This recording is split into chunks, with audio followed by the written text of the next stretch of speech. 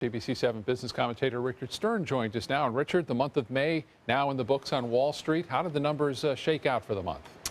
Well, Scott, believe it or not, all three indexes we follow finished higher, although I have to confess the numbers were so very, very small, they're not even worth mentioning.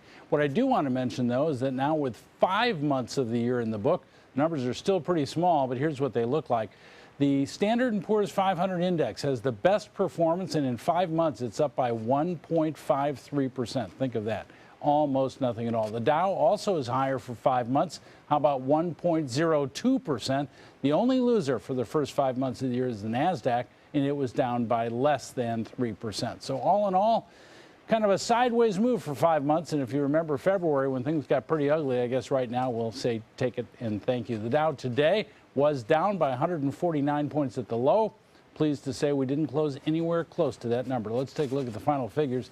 There you see a loss of 86 points, not quite 0.5%, closing at 17,787.13 on volume of 608 million shares. The NASDAQ, a loser most of the time, but a winner today, up 14.5 points, 0.3% at 4,948.06. That on volume of 1,648 million shares. And the only down arrow belongs to the S&P, down by a whopping 0.1%, just 2 points at 2,096.95. Well, as the weather heats up, guess what? Cold drinks become very popular, and Starbucks today, as they often do, has rolled out a whole series of new drinks for the summertime. The best one, I thought, was something called a Nitro Brew.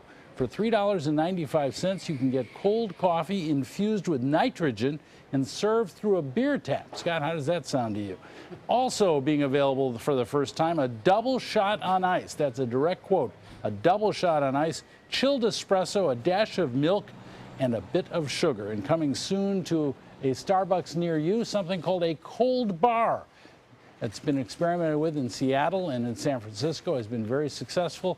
And Starbucks, Scott, more often than not, does a lot of things right.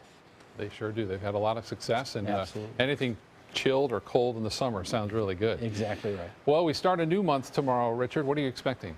Well, Scott, if history is any guide, the first trading day of the month is really very, very strong. So let's hope that history repeats itself. All right. We'll see you tomorrow. Thank you so much, Richard. You're welcome.